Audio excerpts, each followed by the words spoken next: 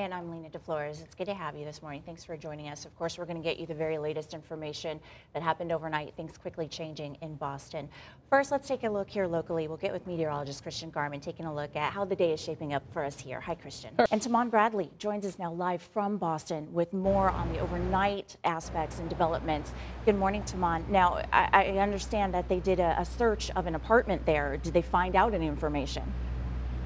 And what are you seeing there? Certainly lots of activity, but quite different from what it would normally be like in that area, security-wise. Hey, thank you so much. That's Tamon Bradley live for us in Boston. We'll check out with him live later in the show as well. So if there are more developing stories there, we'll find out first and we'll bring that to you. Well, at least 18 people from our area were in Boston for the marathon. None of them were hurt. And Channel 3's Kelly Desimone has more on what a group of runners from our area saw and what they heard. Good morning, Kelly. Heartbreaking. Okay, well, this is live television, and we had some technical difficulty there, but we'll give Callie some time to find out what's wrong, fix that, and we'll bring that to you. Meantime, things here certainly looking better weather-wise. Yeah, it was a great day yesterday. Yeah, and this one we're about to share with you is taken from a runner's perspective of the second explosion on Boyle Street. Take a look at this. Being for family and friends in that chaos, if you can imagine 9,000 runners, it means that technology is really coming into play. Taking a look at that is ABC's Diana Perez.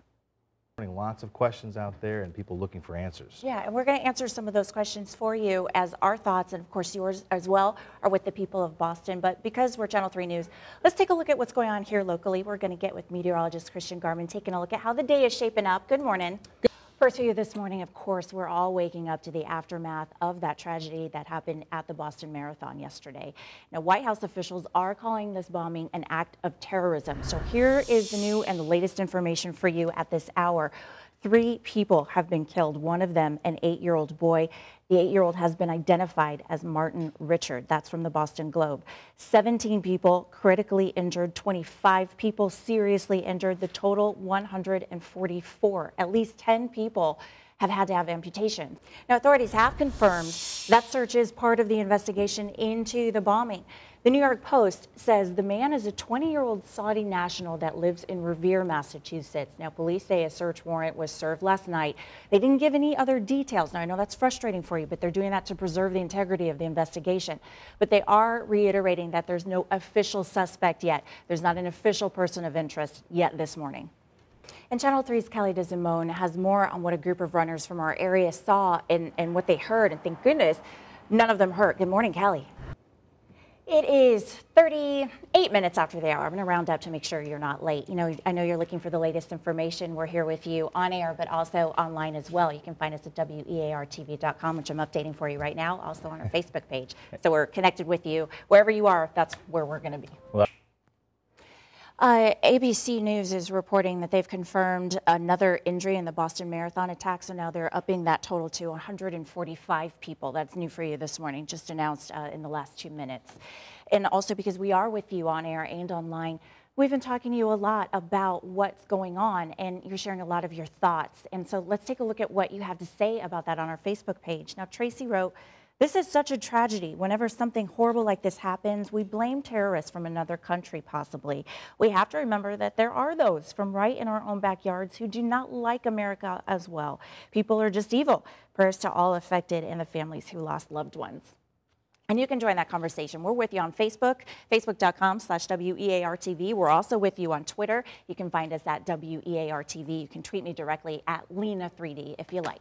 It is 54 minutes after the hour. Coming up, you saw the moment of the explosion at the Boston Marathon. The 78-year-old who was knocked down says he thought it was the end, but it wasn't, and we'll share his words with you.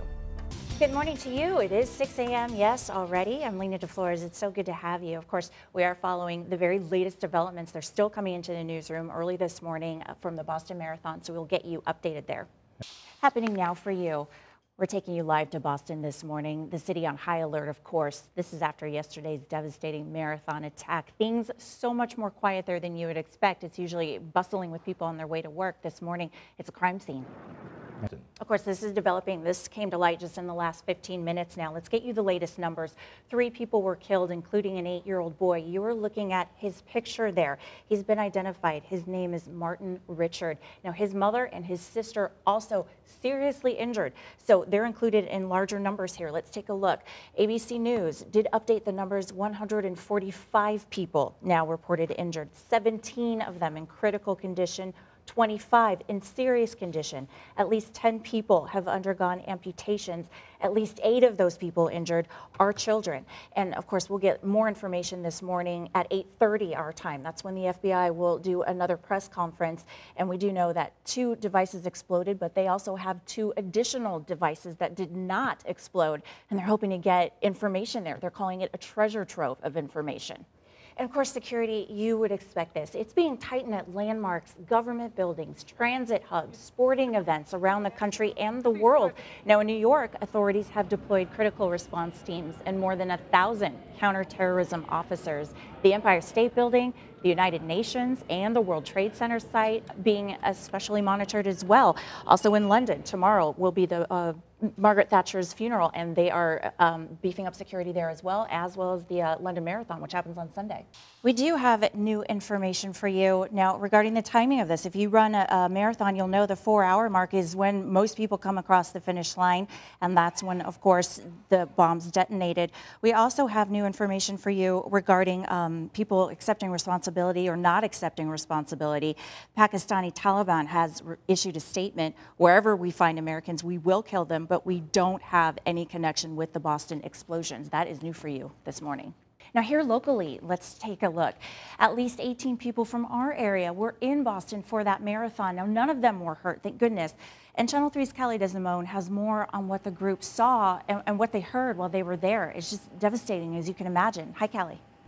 New for you at this hour, we are talking with Emily Schmidt, who is live in Boston and getting us the newest information there from the scene. And Emily, they did have an apartment search last night. The FBI heading the investigation, the Navy now involved.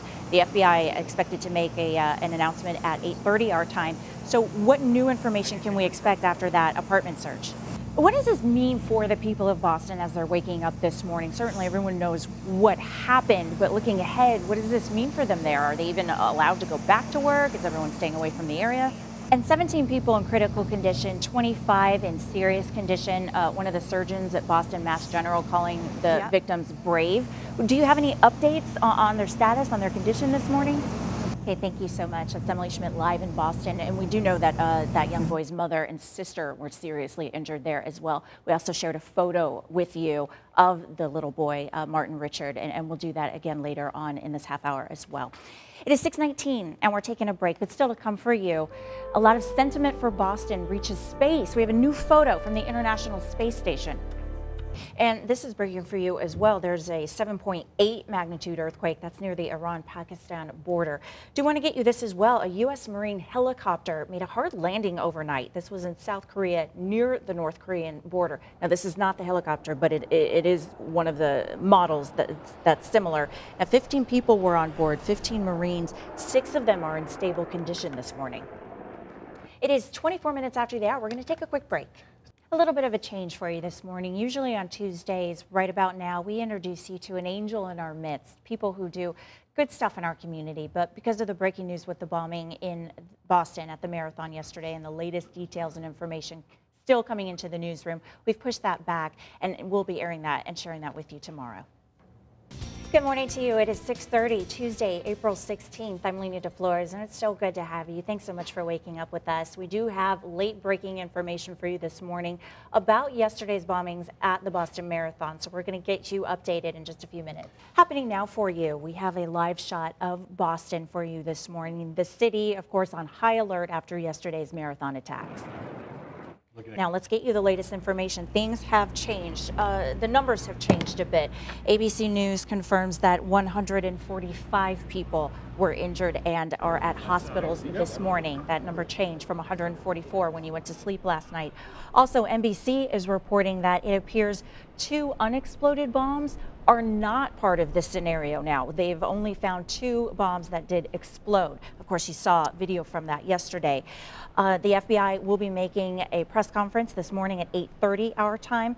Let's take a look at the numbers. 145 people at hospitals this morning, 3 people killed. Will just shared with you the identity of the 8-year-old boy there, his family member still in the hospital. 17 people are critically injured, 25 people seriously injured. 10 people have undergone amputations overnight. 8 of the people who were hurt there are children, excuse me. We also do have this for you this morning, a statement from the Taliban not accepting responsibility for yesterday's attack. Their quote in their statement, "Wherever we find Americans, we will kill them, but we don't have any connection with the Boston explosions." That is from the Taliban Pakistan spokesperson. Yeah, bags will be searched on all the bus and train systems. The area around Copley Square is going to remain a crime scene, closed to the public. State troopers, National Guard members in fatigues, and municipal SWAT teams are still in the city. They're going to continue their patrols today. A lot of businesses in the neighborhoods are telling their workers to stay home, and classes canceled, schools closed there. That is new for you this morning. That's showing the second bomb going off. The person who recorded it posted it on YouTube, saying they were right across from where that first bomb detonated. Yeah, and probably a lot of people in our area were using that site because at least 18 people from our area were in Boston for the marathon. None of them hurt, though, thank goodness. Now, Channel 3's Callie DeSimone has more on what that group of runners saw and heard. Good morning, Callie. It's 6:46, your tummy's probably growling, you're getting ready for breakfast, and you're wondering how to pick your food. Well, guess what? You got it. There's an app for that. And Stacey Cohan is in Washington with a look at the food apps that you can use, even if you're kind of picky with your food. Hi there. Hey, thank you so much. What was the address again for the cocktail app? Is it too early? Thank you so much, Stacey. All right, it is 6:48 now. We're going to get you the latest on a slew of earthquakes this morning. We have an update on some local breaking news for you from overnight. An 18-year-old Pensacola girl crashed into the Circle K. This is on 9 Mile and University. Her name, Amber Cashman, told troopers she accidentally hit the gas instead of the brake pedal. Now, no one was hurt there. She does face charges of careless driving, though, this morning. This is new for you this morning. There's a 7.8 magnitude earthquake. This is near the Iran-Pakistan border. They're now reporting that hundreds of people have died. They're still searching for survivors there. That happened in the last half hour, along with 5 earthquakes in Oklahoma. Yeah, despite those forced spending cuts and fiscal gloom kind of hanging over Washington, any expense still seems to go for lawmakers. Now, they're still flying the world over on business trips and, trips for pleasure as well, and they're doing it on your dime. Yeah, you're paying for that. Now, Christine Frazow teamed up with the Washington Guardian for this Waste Watch report for you this morning. Thank you so much for waking up with us. Appreciate you stopping by. Have a great day.